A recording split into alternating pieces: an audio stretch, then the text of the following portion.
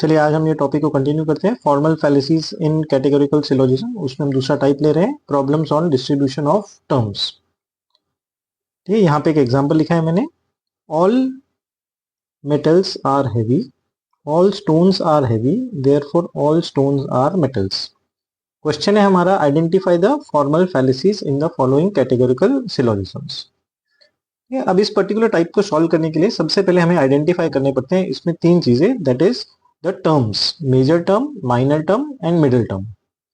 Major term, minor term और middle term identify करने के लिए आपको स्टार्ट करना है सबसे लास्ट वाले statement, that is the conclusion से। इसमें यहाँ पे आपको एक मिलेगा सब्जेक्ट, एक होता है प्रेडिकेट। यहाँ पे थर्ड स्टेटमेंट में लिखा है therefore all stones are metals. तो स्टोन्स को हम बोलते हैं सब्जेक्ट और मेटल्स को हम बोलते हैं प्रेडिकेट। जो पहला टर्म आता है उसको हम बोलेंगे सब्जेक्ट, जो दूसरा टर्म रहता है उसे हम बोलेंगे प्रेडिकेट। तो हमारे पास में स्टोन्स हो गया सब्जेक्ट और मेटल्स हो गया प्रेडिकेट। जो सब्जेक्ट है उसको बोला जाता है माइनर टर्म और जो प्रेडिकेट है उसको बोला जाता है मेजर टर्म। तो एक माइनर टर्म है, एक मेजर टर्म है। उसी तरह से हमारे पास में जो पहले दो स्टेटमेंट्स हैं जिसको हम बोलते हैं प्रीमिसेस, तो उसमें है ऑल मेटल्स आर हैवी। तो इसमें एक हो गया मेटल्स, एक हो गया हैवी, दूसरे में है स्टोन्स और है हैवी।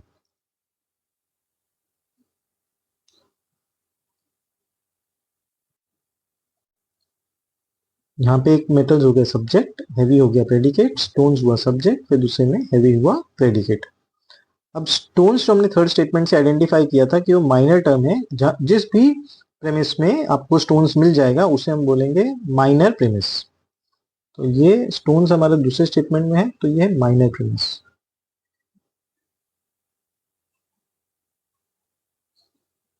और मेटल्स हमारे फर्स्ट स्टेटमेंट में है, इसे कहा गया है मेजर प्रेमिस। तो मेजर प्रेमिस है, माइनर प्रेमिस है और हमारे पास में हमारा कंक्लूजन है। इसके बाद में हमको आइडेंटिफाई करना पड़ेगा कि हमारा जो पहला प्रपोजिशन, दूसरा प्रपोजिशन जो है उसका टाइप क्या है, क्या वो ए में है, क्या वो ई है, आई है या ओ है। ठीक है, तो ऑल मेटल्स आर हैवी ये पॉजिटिव है और साथ में सब ऑल का वर्ड आ गया है, तो ये हमारा ए प्रपोजिशन बन जाता है। तो type of proposition is A. All stones are heavy, type of proposition is A. Therefore all stones are metals, type of proposition is again A. अगर आपको आइडेंटिफाई करना है कि उसका टाइप ऑफ प्रपोजिशन क्या है, ए है, ई है, आई या ओ, उसके लिए मैं एक अलग से वीडियो बना दूंगा, उसमें आप चेक कर सकते हैं how to identify the type of proposition. तो फिलहाल यहाँ पे ये ए प्रपोजिशन है। अब ए प्रपोजिशन है तो इसमें जो मैंने ऊपर टेबल बना रखा है रूल्स ऑफ डिस्ट्रीब्यूशन का, तो रूल्स ऑफ डिस्ट्रीब्यूशन के हिसाब से ए प्रपोजिशन में सब्जेक्ट होता है डिस्ट्रीब्यूटेड और प्रेडिकेट होता है अनडिस्ट्रीब्यूटेड। तो अब इस टेबल को आपको लर्न करके रखना है। फिर से दूसरा भी हमारा डिस्ट्रीब्यूटेड और अनडिस्ट्रीब्यूटेड हो गया और तीसरा भी हमारा डिस्ट्रीब्यूटेड और अनडिस्ट्रीब्यूटेड हो गया। इतना आइडेंटिफाई करने के बाद में अब आपको ये देखने का, अब हमारी कंडीशंस हम लोग चेक कर लेते हैं। तो पहला स्टेटमेंट है, ऊपर पहला स्टेटमेंट बोल रहा है a term cannot be distributed in the conclusion unless it is distributed in at least one of the premises. Middle term must be distributed in at least one of the premises. इसका मतलब क्या है कि आपका जो middle term है वो कम से कम एक प्रेमिस में डिस्ट्रीब्यूट होना चाहिए, पहले वो चेक कर लेने का, और उसके बाद में मेजर और माइनर टर्म के लिए भी चेकिंग करेंगे।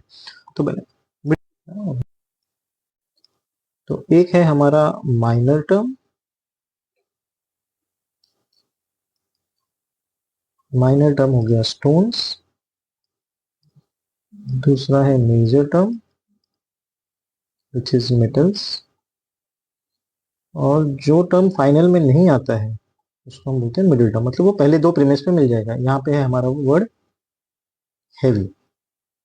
माइनर टर्म है स्टोन्स, मेजर टर्म है मेटल्स और मिडिल टर्म है heavy.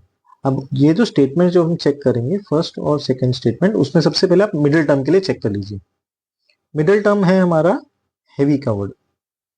Middle term must be distributed in at least one of the premises. अब क्या हमारा प्रीमिस में मिडिल टर्म डिस्ट्रीब्यूटेड है, तो हम यहाँ पे नोटिस करेंगे ये यहाँ पे हैवी, इट इज अनडिस्ट्रीब्यूटेड, दूसरे में भी ये हैवी है, ये अनडिस्ट्रीब्यूटेड है। तो ना तो पहले में डिस्ट्रीब्यूट हुआ ना तो दूसरे में डिस्ट्रीब्यूट हुआ। इसका मतलब हो गया कि हमने ये पर्टिकुलर फैलेसी कमिट कर दी है अनडिस्ट्रीब्यूटेड मिडिल की। इसको बोला जाता है the fallacy of undistributed middle. fallacy of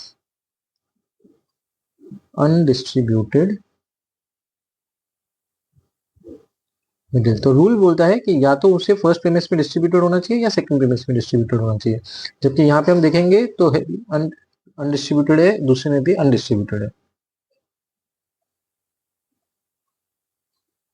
We have committed fallacy of undistributed middle.